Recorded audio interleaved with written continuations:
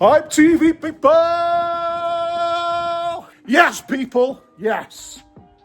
So, quick update on this. This is going to be a 3-bedroom HMO with a commercial shop downstairs. This is in Newcastle-under-Lyme, so it's on the high street. I'll go around the front in a bit and show you what it's like, but for now, this is a rear entry because we all like a bit of rear entry, folks. So, what have we been doing?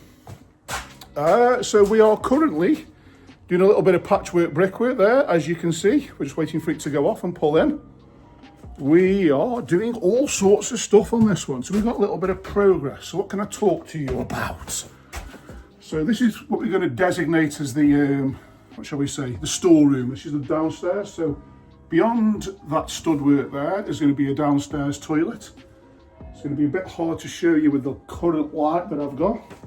We've got some acoustic flooring. So acoustic flooring, there's this. So it's chipboard. Come around here so you can see. Chipboard, 600 wide, 2.4 high. And then to the back, you can see it is glued on where it's this material here. So it's like a foam and then like a thick matting there. And that goes directly onto the joists. And that is to give us the acoustic element because, I'm not sure if you can see, but can you see that little light there? That is the light of the shop. So there's a shop beyond there. So downstairs is a shop. So I'm gonna have to keep my voice down, because there's customers in there. So upstairs, up the wooden hills, folks. So like I said, this is gonna be a 3-bedroom HMO. So this client is using his noggin. He's got a shop going on downstairs, which he's pulling rent in for. But he's got a load of space upstairs, it's not pulling in rent, so he's going to be turning this round into a HMO, so everywhere is pulling in rent, so it's a money maker. We like that.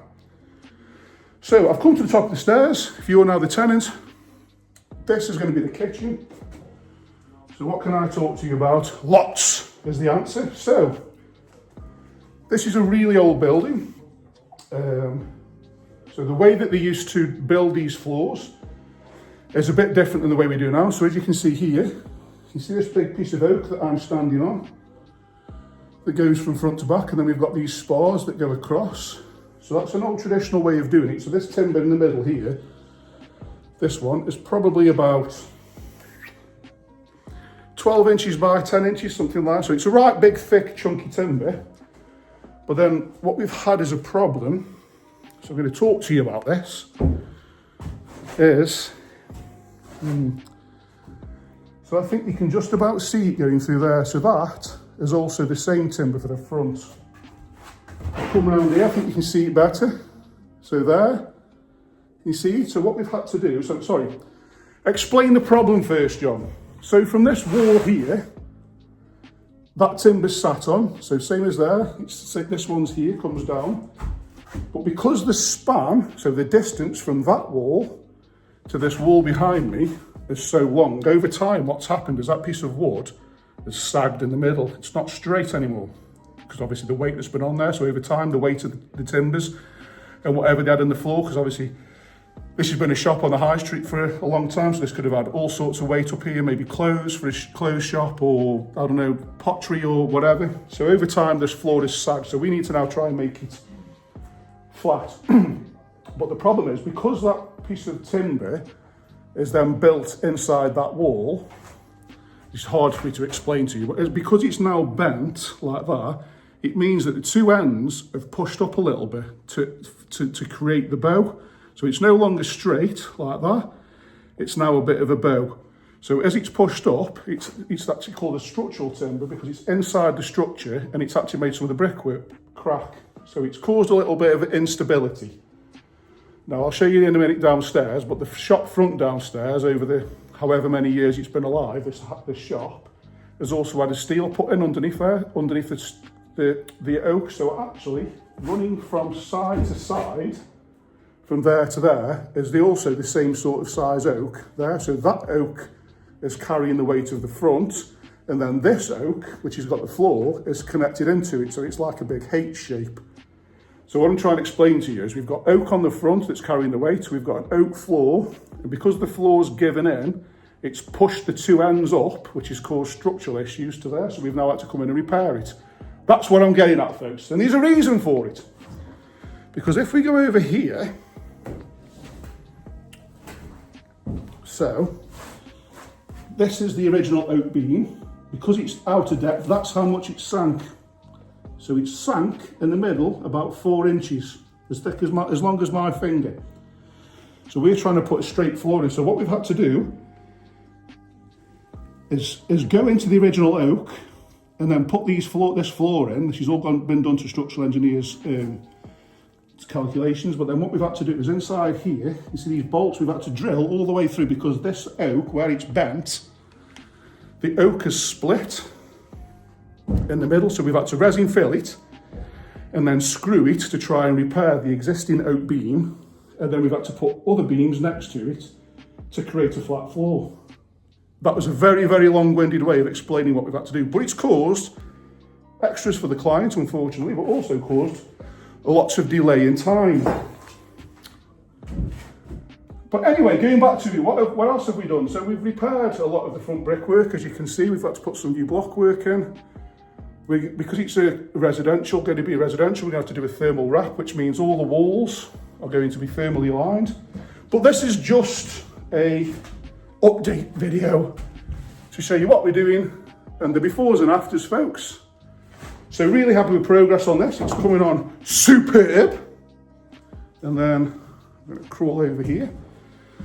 So this part here is going to be like a bit of a living room. We've got a bedroom in there, and that is going to be the ensuite for that bedroom, because there's the doorway. And then this will be the kitchen. So we've got to do the same for this floor. As you can see, we've got a spirit level on here. So we are literally, there we go, there's the bubble. So we're literally just getting ready to level off so we can level all the floor, and then we can start building on top of it. Up the stairs, folks, up the stairs. I'm conscious of time because there's not a great deal to speak about apart from that. And then over here, this is going to be another bedroom. So this is the top floor. Beautiful views. So this is going to be a bedroom. That is the ensuite to this bedroom. So this will be this will be the second bedroom. And then this one here, which will be the front. So again, same method in the floor, going all the way along there. Down here, as you can see. So again, we've had to level off the floor.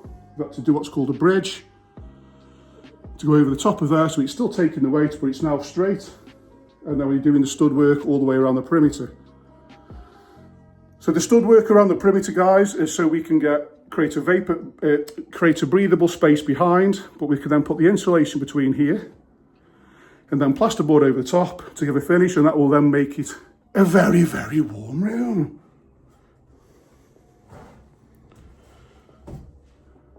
And this is a little bit of something to talk about. Has anybody heard of a lath and plaster wall or a lath and plaster ceiling? So the wall behind there, that is lath and plaster. So you've got timber going up and down there, then you've got tiny, tiny, tiny pieces of wood that are nailed across, and then it's plastered over, so you can see that's the plaster, and then it's skimmed over the top. So for anybody out there that wants to know what a lath and plaster ceiling's like from above, or a wall, that, ladies and gentlemen, that is what it looks like. Little bit of knowledge there for you, but we don't use those methods anymore. Beautiful. I think that's it, folks. Bedroom 3. Progress is good. You've learned a little bit about floor construction. You've learned a bit about what a lath and plaster ceiling looks like. And most of all, this is a good investment. See you later, folks.